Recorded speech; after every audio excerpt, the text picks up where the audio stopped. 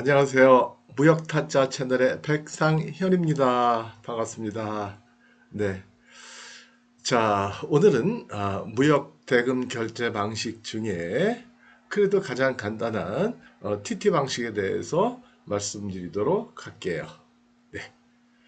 자, 무역 대금 결제 방식이다 그러면 어제 세 가지가 있다라고 말씀을 드렸고요.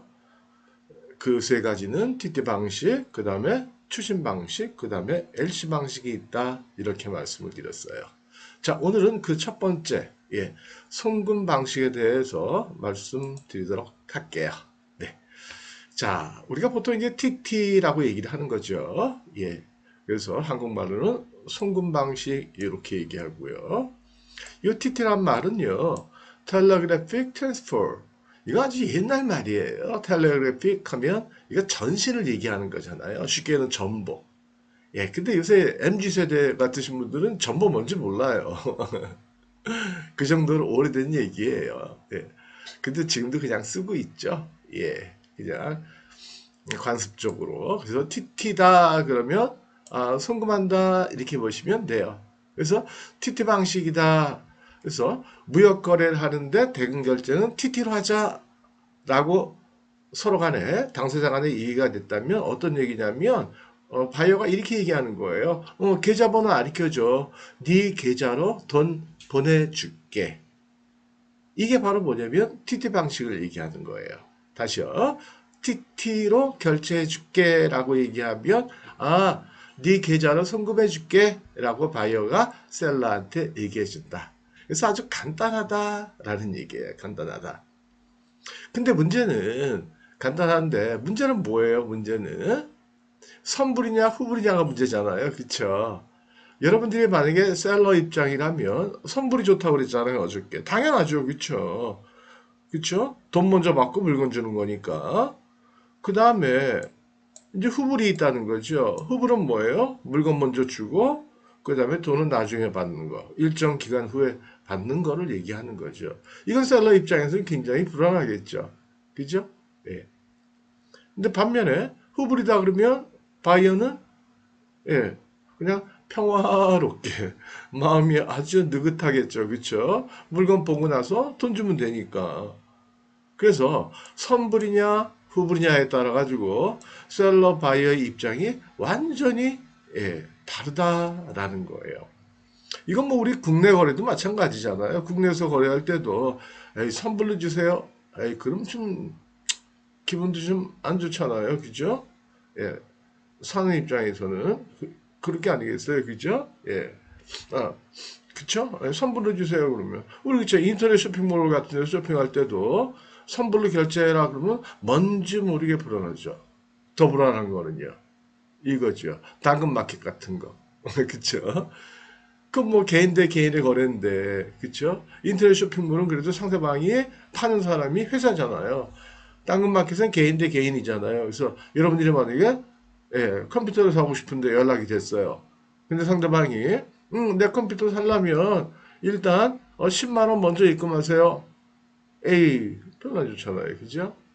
어떻게 믿어요? 마찬가지예요. 예. 그래서 선불, 후불, 이거 무역에서도 상당히 중요하다. 그러면 동시지급 방식, 이건 거의 없다는 거예요. 그죠? 어떻게 말씀드렸죠? 그죠? 예. 자, 그래서 동시지급 같으면은 뭐 보석 같은 거, 뭐 다이아몬드라든지 뭐 이런 것들 그냥 갖고 가가지고 보여주고 돈 받으면 돼요. 근데 드물죠. 보석 거래가. 마약 거래 같은 거, 이건 불법이니까. 안 돼! 만드는 거고요. 자, 그래서 정리해드리면 TT 방식은 첫 번째 사전 송금 방식이라는 게 있고요. 예, 말이 어려워요, 그렇죠? 사후 송금 방식 이렇게 얘기한다는 거예요. 선불 후불이에요. 근데 왜 이렇게 사전 사후라고 쓰느냐? 그러면 요거 일사자인데 한문으로요. 어떤 일을 얘기하는 거냐? 선적을 얘기하는 거예요. 그래서 선적 전 송금 방식, 선적 후 송금 방식. 그러니까 사전 송금 방식이다 그러면 셀러 입장에서는 선적하기 전에 송금을 받는 거예요. 송금을 받는 거예요. 사전 송금 방식은. 사전 송금한다는 거니까 선적 전에 송금한다. 바이어가 송금한다는 거니까 셀러 입장에서는 받는다는 게 되겠죠. 이거는 안 헷갈리시겠죠, 그쵸? 예, 그쵸? 그 다음에 사후송금 방식이다 그러면 뭐예요? 선적 후에 바이어가 셀러한테 송금을 해주겠다는 거예요, 그쵸?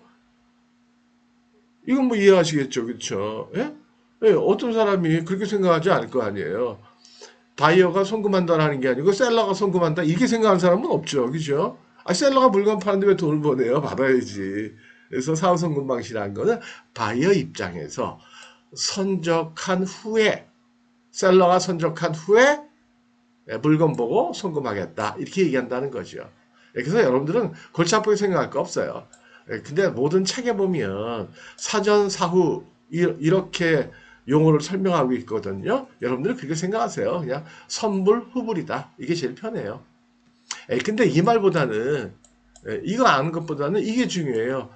뭐 우리는 저기 대화를 영어로 하니까 무역거래에서는요. 영어로는 TT in advance 혹은 CWO. 원래는 이 CWO, Cash Wait Order의 약자인데요. 이게 정확한 용어지만은 이거 쓰는 사람 거의 없어요. 대개 보면 TT in advance 이렇게 쓴다는 거죠. 예. 그래서 이 용어를 잘 기억하셔야 돼요. 그래서 바이어하고 협상하다 보면 결제 방식 어떻게 해줄래? 그러면 TT in advance야. 그러면 여러분들은 무조건 Thank you so much, Thank you very much 바로 나와야 돼요. 그렇죠? 예. 그 정도까지도 약한가? 예. 아 먼저 돈 준다는데 그렇죠? 그러면 고맙다고 그래야지. TT in advance 이 용어를 몰라가지고 아 이게 뭐야? 아 그리고 인상 찡그리고 생각하고 있으면 상대방이 저 이상한 놈 아니냐? 요새 뭐 미국 대선에서도 뭐 그런 말이 유행한다며요. 그쵸? 누구누구? 이상하다. 위어드하다. 그렇게 생각할 거 아니겠어요. 그죠? 그래서 이 말 꼭 기억하세요. 근데 여기서 또 중요한 거 하나. 중요한 거 하나. 뭐가 중요해요? 계약서에다가 TT in advance 이렇게만 써놓는 것보다는 이렇게 써야 된다는 거죠. TT in advance라고 써놓고 한마디 더 기간을 집어넣어야 돼요.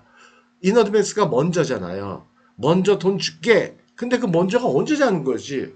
선적전이라 그랬잖아요. 그럼 선적전 언제? 이걸 써놔야 돼요. 대개는 어떻게 써요? 예를 들면 TT in advance라고 쓰고 반드시 거기다가 뭐 5 days 아니면 뭐 7 days 기간을 정해가지고 그래서 만약에 7일이다 그러면 7 days after contract date 계약하고 나서 7일이네 이렇게 쓰는 게 좋다는 거예요. 왜요? 이 기간을 안 써놓으면 TT in advance 하면은 계약한 다음부터 선적하기 전까지 그 긴 기간 왜 길어요? 왜 길어요? 계약하고 나서 물건 구매해서 제품 만들고 이게 시간이 뭐 한 달, 두 달, 세 달 이렇게 막 걸리지 않겠어요, 그죠? 그 전체 기간을 다 의미한다 이렇게 보셔야 돼요. 근데 우리는 통상적으로 TT in advance라고만 많이 써요. 그리고 또 통상적으로 TT in advance 그러면 계약하고 며칠 내에 돈 줄게 이런 개념으로 받아들여요. 사실은 일반적이에요. 그러나 혹시라도 바이어가 마음이 변해서 계약하고 난 다음에 나 계약 파기하고 싶은데 그 어떤 합법적인 이유를 찾아야 될 거 아니에요. 그때 이걸 악용할 수가 있다는 거예요. TT in advance 이렇게만 써 있으면 이렇게 악용할 수 있다는 거예요. 야, TT in advance 선적 전에 돈 보내줄게 그랬으니까 일단 네 돈 갖고 자재 사고 물건 만들어. 그 다음에 다 만들고 나면 나한테 연락해. 그때 돈 줄게. 이런 엉뚱한 소리를 한다고요. 그죠? 듣보 잡도 못한 소리를 한다고.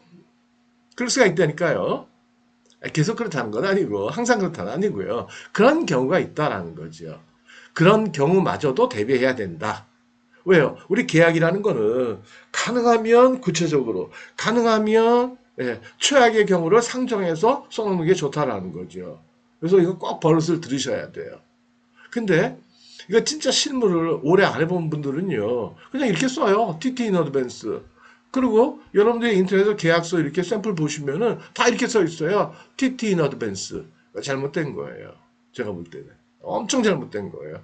TT in advance 해놓고는 within 7 days, 10 days, 아니면 5 days after contract date. 이런 식으로 반드시 써야 되겠다. 뭐를? 기간을 쓰자. 기간, 이게 첫 번째 중요한 거고요. 그 다음에 사후송금 방식, 이거는 그렇죠. 이건 뭐 당연히 기간을 써야 되겠죠. 그렇죠? 예, 사후니까. 예. 영원히 기다릴게. 에이, 그건 아니죠. 무슨 뭐 프로포즈 하는 것도 아니고. 프로포즈 할 땐 그러죠. 나하고 결혼해 줄래? 대답할 때까지 기다릴게. 요새 뭐 젊은 세대들은 또 그렇게 안 하기도 한다고 그러더라고요. 나하고 결혼해 줄래? 근데 생각했으면 3일 내로 답변해줘. 기간을 정한대요. 에이, 그거는 아니겠죠. 아, 그런 놈은 어떻게 믿어요? 그죠? 말이라도 죽을 때까지 기다릴게. 뭐 그래야지. 에이, 농담이고요. 어쨌든 이거 당연히 기간을 정해야 되겠죠. 예를 들면 TT in advance 이게 아니고 뭐 예를 들면 TT 해놓고는 7 days 그건 너무 짧은가? 2 months 아니면 1 month after shipment 선적하고 나서 한 달 혹은 2달 혹은 3달 이거 뭐 셀러바이어가 서로 간에 정하기 나름이니까 그 기간은 뭐 한 달 후, 2달 후 정하기 나름이잖아요. 그렇죠? 예. 선적하고 난 다음에 줄 때까지 기다릴게. 영원히 기다릴게. 그거는 아니라는 거죠. 이건 당연히 쓰겠죠. 그렇죠? 예. 그래서 이 둘 중에 하나를 결정하시면 되겠다. 아니면 요 네 번째가 또 세 번째 동시급 방식 거의 없다고 그랬죠? 아니면 가장 많은 거는 이걸 수도 있어요. 요거 중요한 거. 믹스드 방식. 믹스드. 예, 선불 후불을 섞는다는 거죠. 예를 들면 5대5 선불 50%, 후불 50%. 그러니까 선적 전에 50%, 선적 후에 50%. 아니면 30%, 70%, 70%, 30%, 뭐 90%, 10%, 10%, 90% 이런 식으로요. 아, 그러면 뭐 몇 대 몇은 어떻게 결정이 되는 거냐? 이건 순수한 힘의 논리예요. 셀러스 마켓이었냐, 바이어스 마켓이었냐. 아, 바이어가 물건을 막 지독하게 사기를 원한다? 그럼 뭐 100%줄 수도 있고, 90% 먼저 줄 수도 있고, 80%줄 수도 있고. 근데 셀러가 엄청 팔기를 원했다. 얘 아니면 못 팔 것 같다. 아, 그럼 뭐, 최악의 경우는 100% 후불. 아니면 10%만 받고 90% 나중에 받고. 그런 경우들도 많다라는 거죠. 이해가 되시겠죠? 예. 그럼 절차는 어떻게 되느냐? 간단해요. 만약에 선불이다 그러면은요, 선불이다 그러면 계약서 쓴 다음에, 뭐, 계약서에 이제 결제 조건에다가 TT in advance 이렇게 써놓으시고요. 계약한 다음에, 가능한 빨리, 돈 먼저 받고, 그렇죠. TT in advance니까, 돈 들어올 때 기다려요. 그 은행에서 전화 와요. 입금됐다고. 그럼 그 돈 가지고 원자재 사고 만들어서, 예, 포더 시켜가지고 물건 보내고. 누구 시켜서요? 누구한테 부탁해요? 포워더 아시죠? 예, freight forwarder, 예, 포워더라고 많아요. 네이버에 치세요. 포워더라고 치면 뭐 운송, 뭐 통관 이런 거 다 해주는데요. 그 나중에 또 설명해 드릴게요. 보내놓고 알아가지고 보내주니까 그 다음에 이제 중요한 게 예, 선적서류를 보내준다라는 거죠. 좀 이따 설명드릴게요. 그 다음에 사후송금 방식이면은요, 계약서 써놓고 빨리 물건 만들어서 보내주고, 그 다음에 이제, 입금 날짜에, 돈 받고, 입금되기 이제 며칠 전에, 약속된 날짜 며칠 전에, 자, 이제 입금 준비됐냐? 돈 보낼 거지? 라고 그냥 부드럽게, 기분 안 나쁘게, 야마, 돈 꼭 보내라? 이렇게 하면 안 되겠죠. 예. 계약된 대로 돈 보내주는 거지. 이렇게 한번 보내주면 좋겠죠. 그게 이제 실무죠. 자, 그 다음에 개요. 좀 전에 설명드린 거예요. 그렇죠? 그래서 선적 이전 또는 이후에 이전에 돈을 받는다 그러면 선불, 이후에 후불. 그래서 아니면 믹스드 방식. 근데 중요한 게 뭐냐면 이거예요. 계약서에 반드시 일단 선불이든 후불이든 기간을 정해서 명기를 해야 되는 거고요. 그래서 입금 기일 및 기간 그리고 또 입금 은행 정보를 쓰시는 게 좋아요. 예를 들면 여러분들이 우리은행을 거래한다. 그럼 영문으로 은행명, 우리뱅크. 그 다음에 은행의 스위프트 코드. 스위프트 코드라는 건 뭐냐면 SWIFT 이거는 국제기구에서 정해놓은 은행의 고유 코드예요. 고유 코드. 다 있어요. 우리은행 그러면 뭐 우리 뭐 이렇게 놓고 8자 숫자로 되게 8자리나 10자리 숫자로 문자하고 숫자로 써 있거든요. 아 문자로 써 있구나 되게. 예, 그렇게 써 있어요.